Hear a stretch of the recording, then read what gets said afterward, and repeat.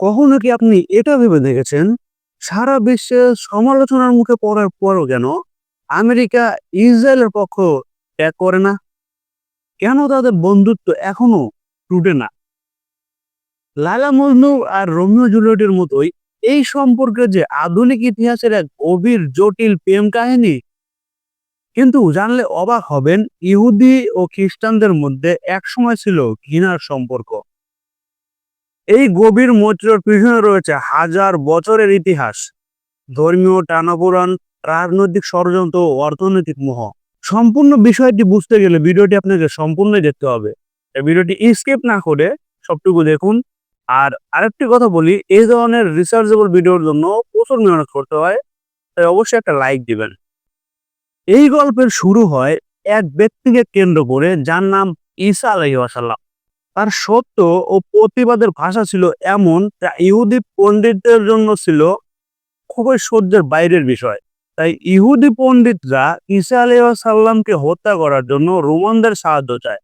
ওই সময় ইহুদিরা যে ফিলিস্তিনে বসবাস করত, সেই ফিলিস্তিন ছিল রোমান সাম্রাজ্যের দ্বারা শাসিত, এবং রোমান সাম্রাজ্যের সম্রাটরা ইহুদিদের সহযোগিতা করেছিল ঈসা আলাইহিস সালামকে হত্যা করার জন্য। যদিও আমরা ইসলাম ধর্মের অনুসারীরা মনে করি যে যে ঈসা আলাইহিস সালামকে আল্লাহ তাআলা আসমানে তুলে নিয়ে গিয়েছিল, এবং তারা যখন ঈসা আলাইহিস সালামকে হত্যা করলো, তারপরে তারা শান্তিতে থাকতে পারলো না, কারণ ইহুদি এবং রোমানদের মাঝে শুরু হয়ে যায় একটি রক্তক্ষয়ী সংঘর্ষ।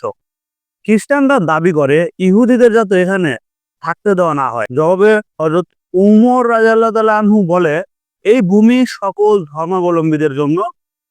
এটাই ছিল প্রথমবার মুসলমানদের হাত ধরে ইহুদিদের ফিরে আসা জেরুজালেমে। এই ঘটনার পর প্রায় 400 বছর ইহুদি এবং মুসলমানরা একসঙ্গে বসবাস করে, এবং এই সময় ইহুদি এবং মুসলমানরা একে অপরের পরম মিত্র ছিল, এবং খ্রিস্টানরা ছিল প্রধান শত্রু।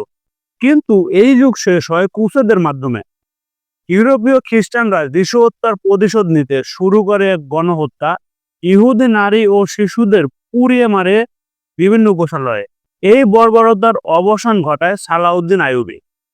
জেরুজালেম পুনরুদ্ধারের পর তিনি ঘোষণা করে, এই ভূমি আবারও সকল ধর্মের জন্য উন্মুক্ত। ইহুদি চিকিৎসক মাইমনিসেস ছিল সালাউদ্দিন আইয়ুবীর একজন ঘনিষ্ঠ সহযোগী। এরপর ইতিহাস ঘুরে যায় আন্দালুসিয়ায়, স্পেনের মুসলিম শাসনাধীন একটি উদার সভ্যতা। এখানে ইহুদিরা সবচেয়ে নিরাপদ এবং স্বাধীনভাবে বসবাস করত। কিন্তু ইউরোপীয় খ্রিস্টানরা স্পেন পুনর্দখল করে, এবং মুসলমান ও ইহুদিদের সামনে দুইটি পথ রেখে যায়। প্রথমত হচ্ছে ধর্ম পরিবর্তন করা, এবং দ্বিতীয়ত হচ্ছে দেশ ত্যাগ করা। ইহুদিরা ইসলামী শাসনের অধীনে আশ্রয় পায় ওসমানী সালতানাতে, এবং বেশিরভাগ মুসলিম এবং ইহুদিরা ধর্ম ত্যাগ না করে স্পেন থেকে সরে আসে। কিন্তু এই বন্ধুত্ব দীর্ঘস্থায়ী হয় না। ইউরোপ বদলাতে থাকে। কলম্বাস আবিষ্কার করে আমেরিকা। শিল্প বিপ্লব ও উপনিবেশবাদদের যুগে ইহুদিরা ইউরোপে পাড়ি জমায়। তাদের ওপর ছিল শত নিষেধ, জমি কেনা যাবে না, রাজনীতি করা যাবে না। ইহুদিদের একমাত্র আশ্রয় ব্যবসা ও ঋণ প্রদান। এই ঋণই একসময় রথশাইল্ডদের জন্ম দেয়, এক অভাবনীয় ব্যাংকিং সাম্রাজ্য। নেপোলিয়নের বিরুদ্ধে ব্রিটিশদের সহায়তা করে তারা ইউরোপের রাজনীতির চালিকা শক্তি হয়ে ওঠে, এবং তখনই ইহুদিদের মনে জেগে ওঠে সেই পুনরো স্বপ্ন, ফিলিস্তিনে ফিরতে হবে। এই ভাবনা থেকেই গোপনে শুরু হয় জায়ানবাদ। রথশাইল্ডের সহায়তায় ইহুদিরা জমি কিনতে থাকে ফিলিস্তিনে, পরিত্যক্ত অনুর্বর জমি।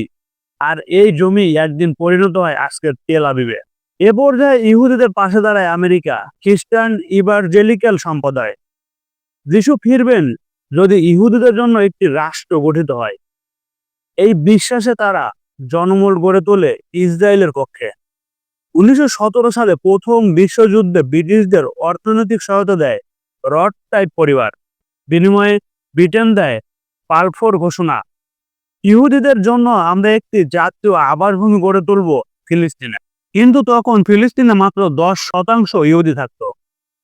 তাদের জনসংখ্যা বাড়াতে দ্বিতীয় বিশ্বযুদ্ধকে ব্যবহার করা হয়।